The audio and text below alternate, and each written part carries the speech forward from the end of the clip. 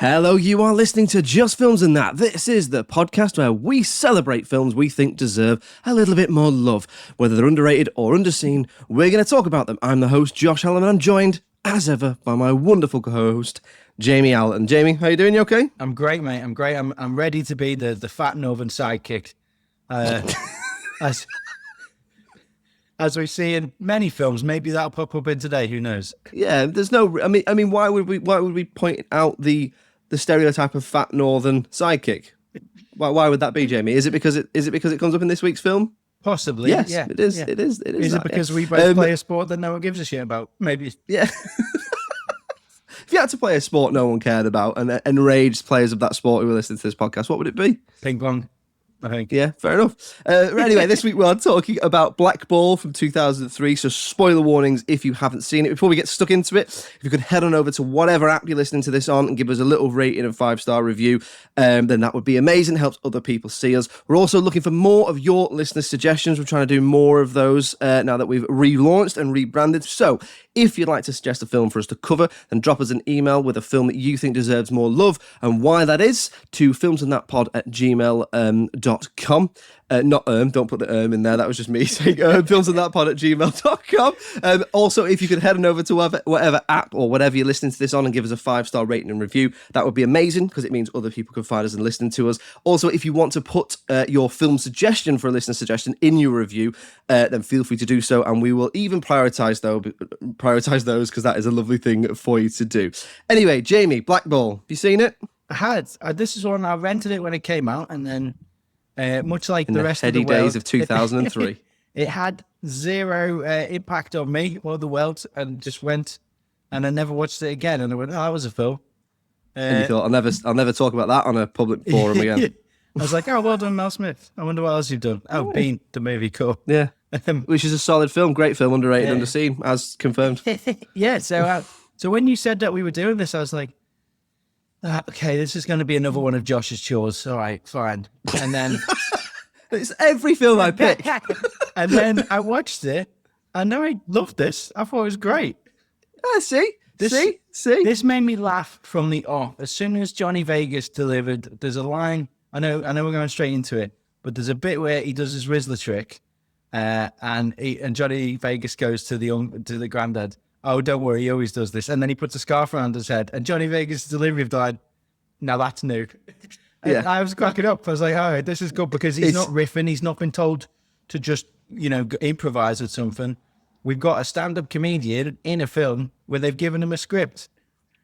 Yeah, absolutely. Right, we'll get stuck into it then. So before we get stuck into the likes and the dislikes, just to if you've not seen Blackball, it's basically a film it's loosely based on a true story of a young guy who's into bowls, but he's a little bit of a hellraiser. So what he does is he upsets the apple cart, Jamie. It's basically every spin the wheel British comedy where they take a sport or an activity or something and they inject it with that British sort of humour. It's got Paul Kay in it, James Cromwell, Johnny Vegas, Alice Evans, and Vince Vaughn somehow is in this. Even though I'd seen this before, I did go, what's Vince Vaughn doing in this? So I think he was in it.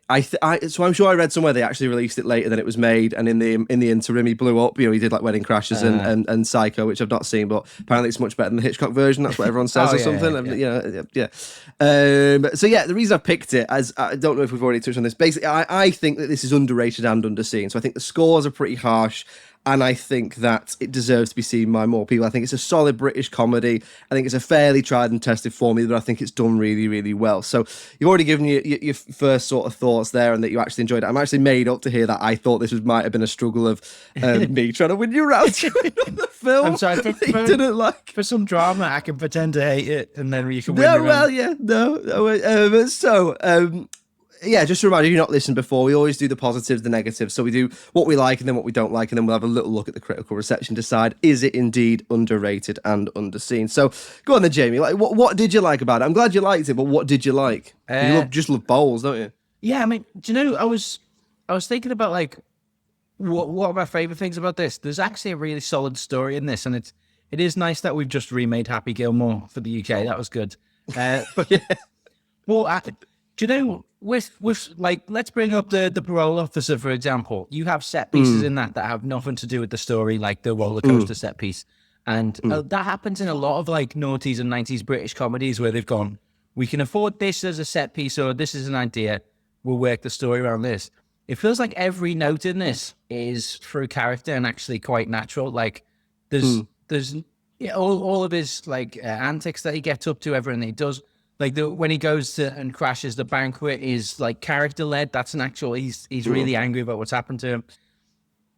And I was like, this is a really solid story in it. The bit I watched this on the train coming back from London because I'm a loser commuter, and I actually gasped when James Cromwell said, "I'm from the Links Estate." I was like, "Whoa, what?"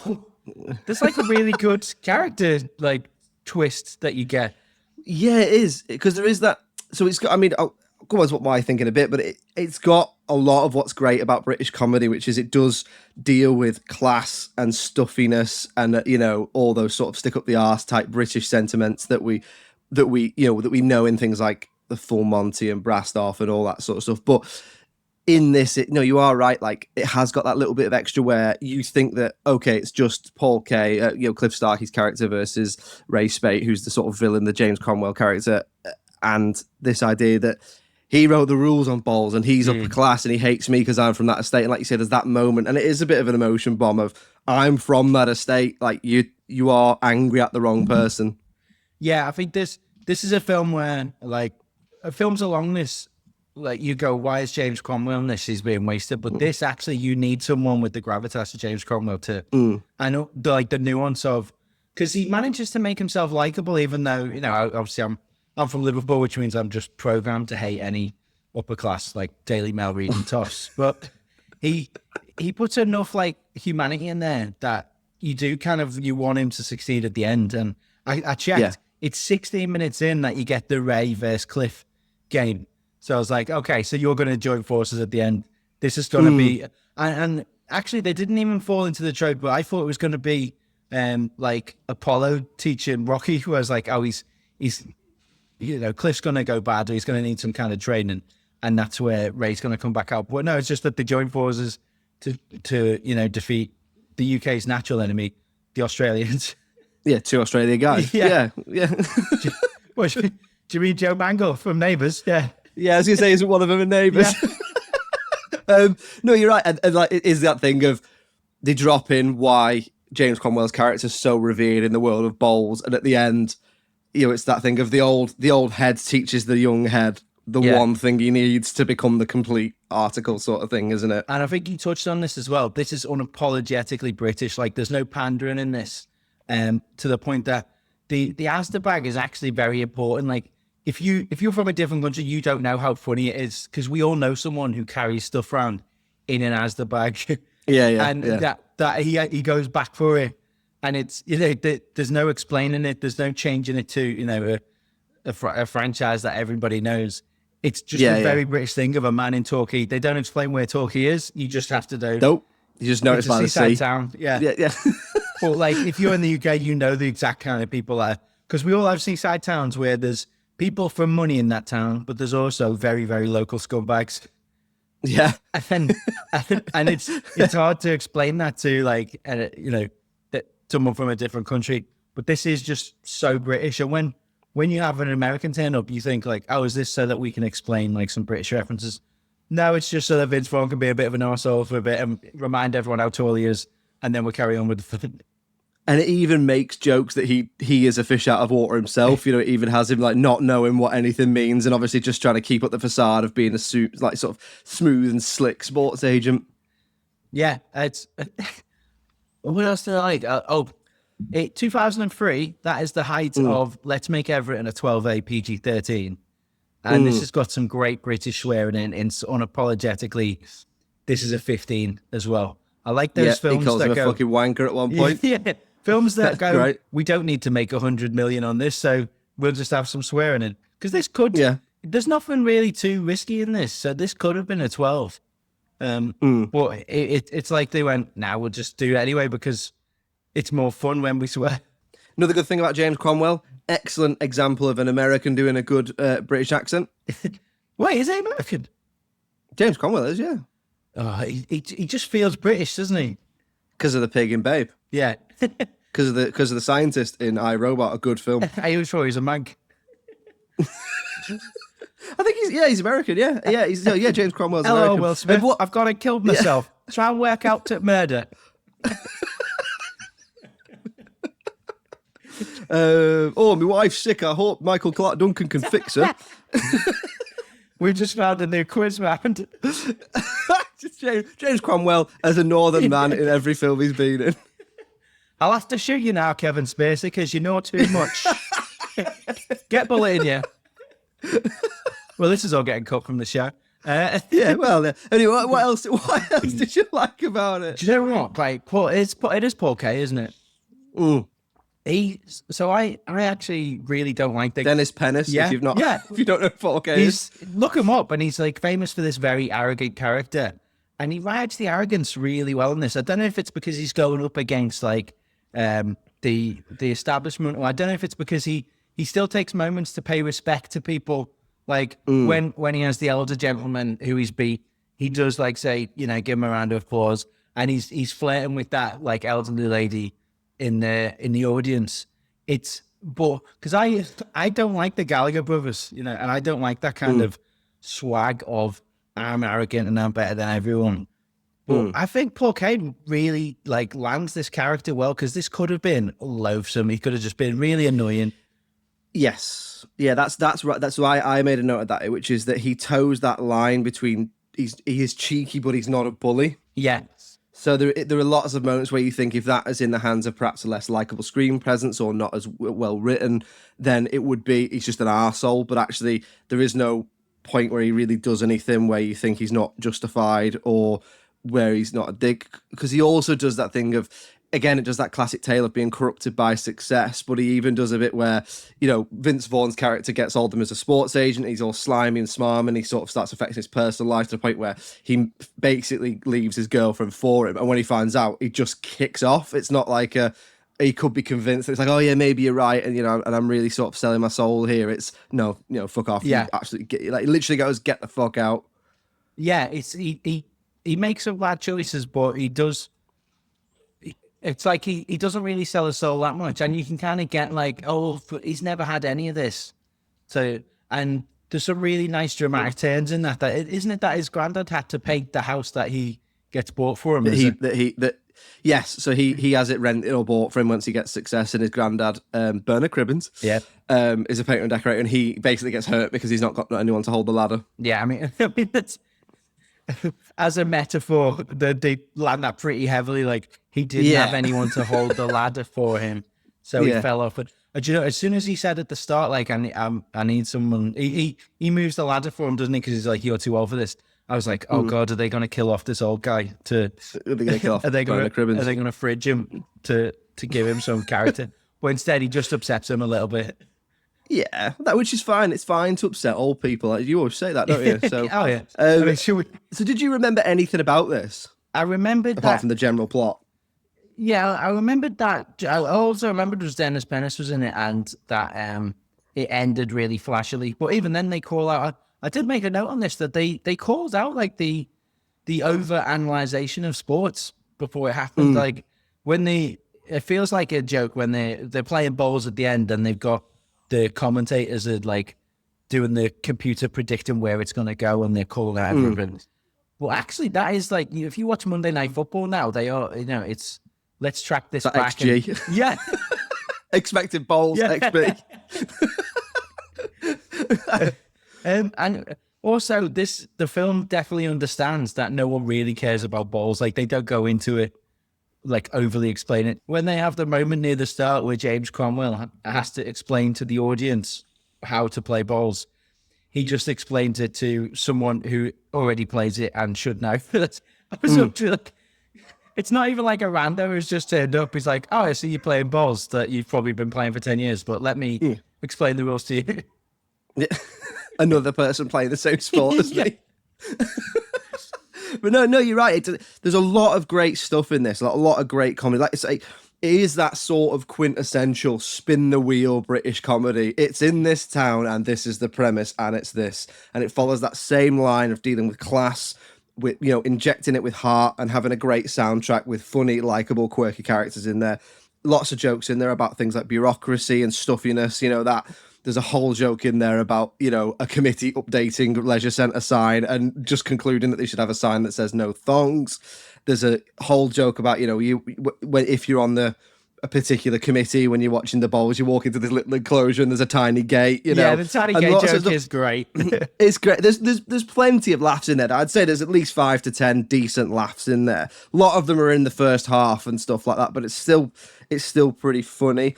I mean, great soundtrack as well. Like, you got Queen, the U2, the Who, Dubs, Steve Harley. No Bedingfield. This is a bit too early for Bedingfield, I think. But yeah, it is. It feels like it's riding the back end of Britpop and like that kind of exciting, Britain is having a cultural impact on the world, which kind of makes sense because this didn't have any impact, I think.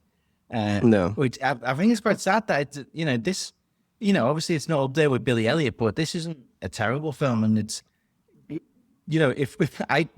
I think a lot of people, this will be the first they hear in the Blackball when they listen to this episode, probably. Yeah. It's very post Full Monty, isn't it? Yeah, and it's directed really well. Like I think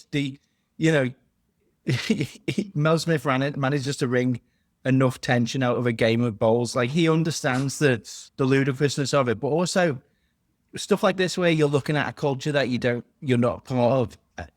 He mocks them a little bit, but I don't think he's approaching the game with isn't this stupid?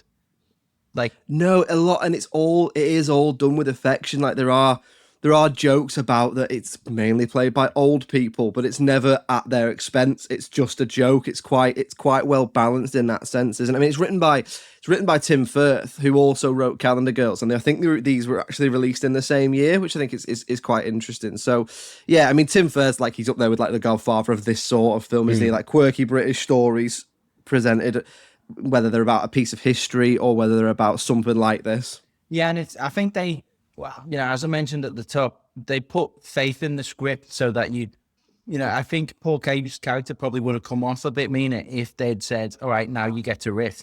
It's like, no, we've sharply defined the characters. We've defined who Johnny Vegas's character is. So, I mean, if this was done now, this would be a lot of improv, I think, and a lot less detail to the script. But they've gone, no, this is exactly the level that we need them to be at in each scene for them to be, either we're going to dislike them now because we want to like them later, or, and that's why, in the end, everyone is likable apart from those is.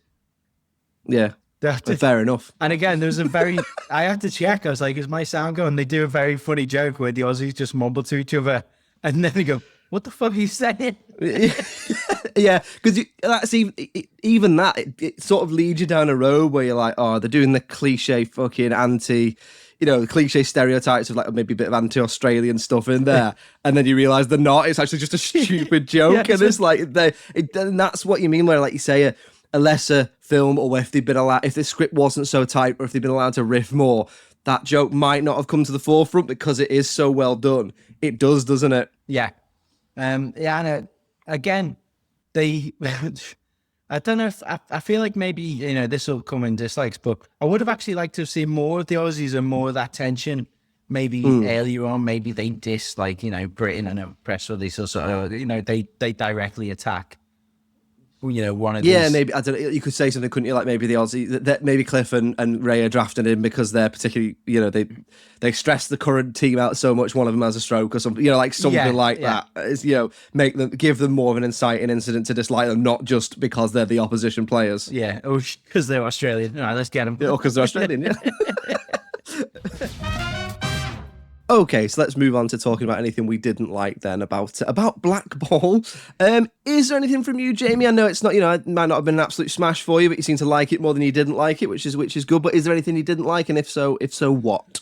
Yeah, I mean, this would normally be the bit where I criticise like the plot or the story, but I did genuinely think this is really good. I would say, is this the biggest waste of Imelda Staunton you see in cinema? I mean, what is that character? Is this before Vera Drake? Is this probably before she really, was it Vera Drake? Vera Drake was her big break, really, wasn't it? In terms of like making a household name. Even at this point, I think she's like it's still a British, like she's still cherished, wasn't she? As a Yeah, I think so. Yeah, I know what you mean. Like I forgot she was in it. I was like, oh my god, is that and Melba's daughter. And when you think about like how much everyone else gets to do, you don't really understand that character. You're like, oh, so she's like a bit ditzy, but she's at the bowls club, but she's an ambulance woman. Yeah, it's almost like they couldn't decide. Is she going to be like perhaps a love interest for the granddad, or is she going to be a matriarchal figure in another way? And in fact, she seems to primarily be there to be a St. John's ambulance person who can get them in somewhere. Yeah, it's just the end. And that's also a bit of tension that you didn't need. I'm sure it's fairly easy to sneak into Bowls final. The other display, both of them have to apologise to Kerry at the end. It is Kerry, Alice Edwards' character. Yeah. But they're both a bit too harsh for my liking. Like she could have had an argument with Ray where he just kicks her out, but to change the locks on your own daughter and then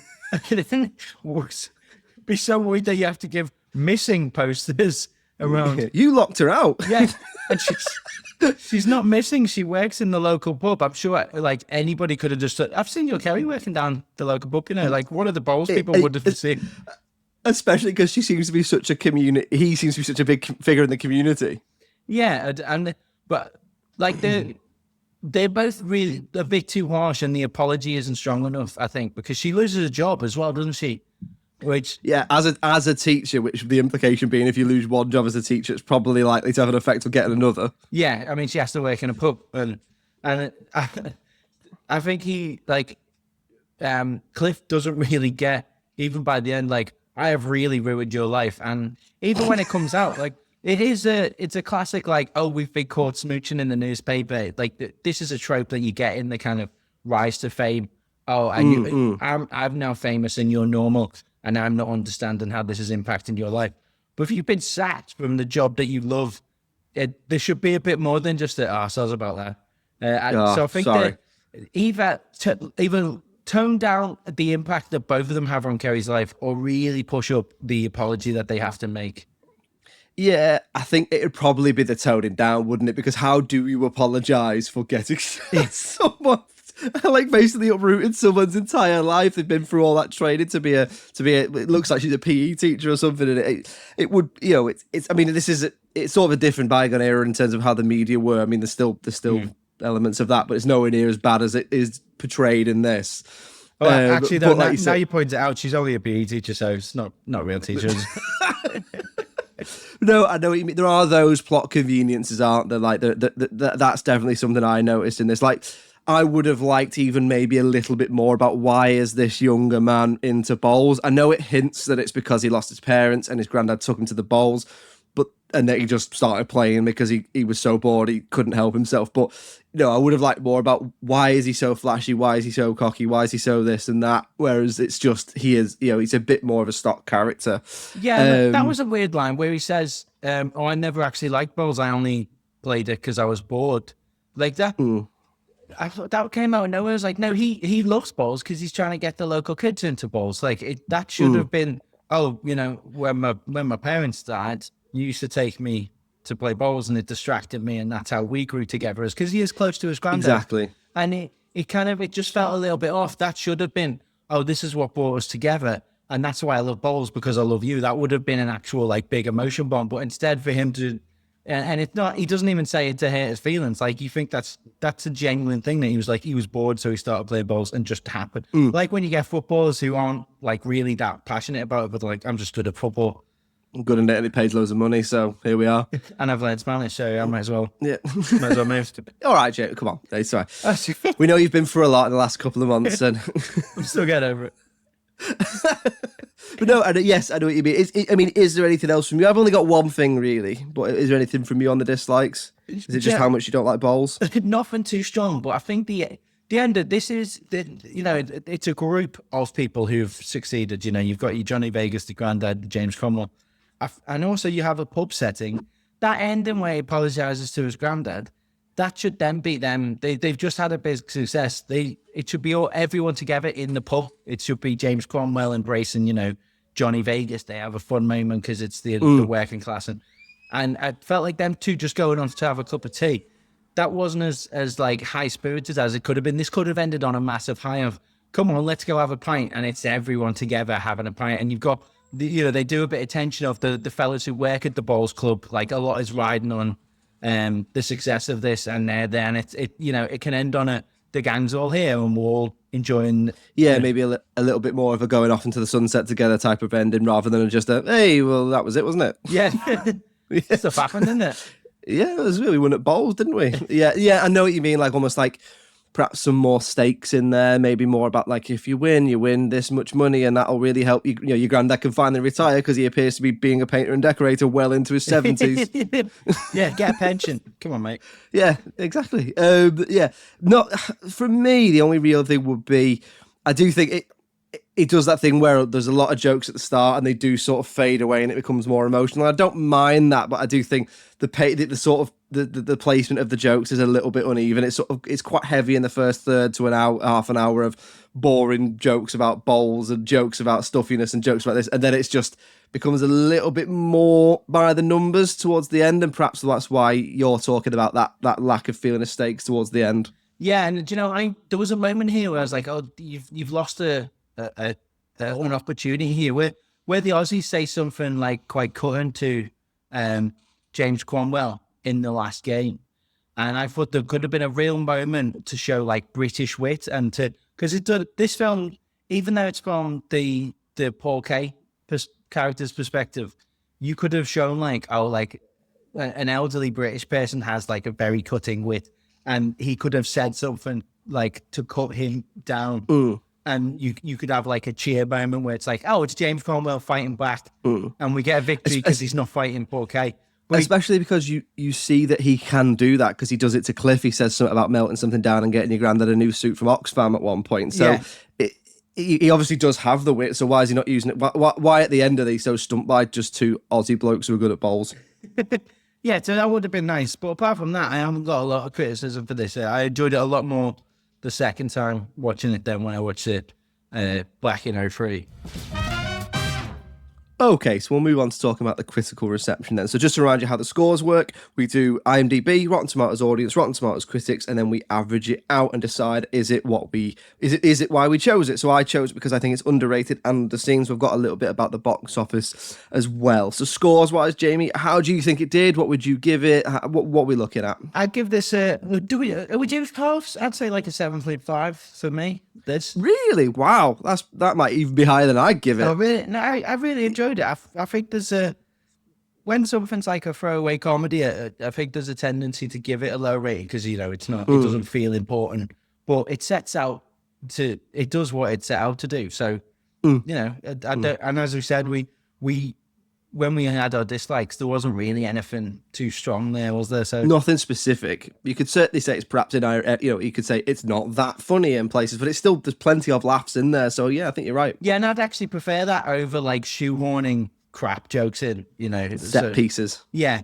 So I'd go 7.5, but I reckon, we know how snooty critics can be, especially towards British comedies. So I reckon this probably floats around like the 5s. Okay, let's have a look then. So at the time of recording over on IMDb, you're not far off. It's got 5.6 out of 10. But then we go over to Rotten Tomatoes, and this is why I picked it. The audience give it 42%. Oh, come on, audience. And the critics give it 37%. No.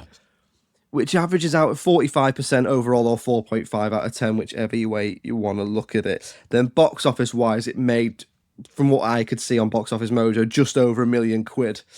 Which, as we always say, wouldn't sniff at £1 million, but I think for me that's underseen and underrated. It's nowhere near as bad as 45%. I'm with you. I think it's a 7.5 out of 10. It's a perfectly gentle, likable British comedy, and I think it deserves to be. It probably doesn't deserve to be up there, like you said, with like Full Monty and Billy Elliot, but it's certainly probably as good as something like Calendar Girls, which I think is great, or something along in that ilk. What would you say? Yeah, and also it is important to see, British films that are just based in London. How often do we get Torquay-based films? Well, there's this, and the only thing I can think of is Fawlty Towers set in Torquay, and that's TV. So yeah, I think that's really harsh. That, and this belongs on like when you go on the Film 4 app and go, oh, what they go? Oh, that's cool, Blackball. I'll give that a go. Yeah. It's not changing the world, but it's a decent British comedy, isn't it? I think that's fair to say. Okay, so there we go. Blackball is underrated and underseen. I'm very happy with that. And Jamie, you really surprised me there. I didn't think you'd hate it, or I didn't know if you'd hate it or love it. But the fact that you quite liked it quite a lot it's warming to the soul. There's plenty more films out there that you can wind me up by suggesting we'll dip it. Yep. I'm just waiting for that sequel to iRobot so I can make you watch that. Anyway, join us next week where we're going to be talking, or I am going to be talking about another underrated or underseen film. In the meantime, if you want to get in touch with us, it's filmsandthatpod@gmail.com. On all social medias, if you just search Facebook, Instagram, Twitter, TikTok, and YouTube, we're on there. Give us a follow, give us a like. It's very, very much appreciated. If you're also looking for other film content, Jamie's got another film podcast. Jamie, tell us a little bit about that. Oh yeah, I've got a podcast called The Best Movie 2, where if you're sat at home and you're wondering, oh, I'm in this kind of mood, or I've just been dumped, or I'm drunk, or I'm hungover, each episode gives you advice on what kind of films to watch. And I believe you're a guest on about 50% of those episodes. So yeah, most of them. Like you said, what is the best movie to get into bowls? It's probably this one, isn't it? One of our highest rated episodes is what is the best movie to watch with Michael Owen, where I think we've tricked people into thinking Michael Owen is the guest, but we've just gone through the list of films that Michael Owen has seen. That was certainly where we were scrabbling around for ideas, wasn't it? Best movie to watch if you've just bought some curtains. Yeah, give that. It's Best Movie 2 pods with the number 2. Because we're cool, and it is the links in the episode description. Yeah. So give it a click, give it a listen. It is good fun, and as Jamie says, I'm basically also the co-host on that. In the meantime, as I said, we'll be back next week with another episode. Thank you very much for listening. It's goodbye from me. Cheerio. Bye.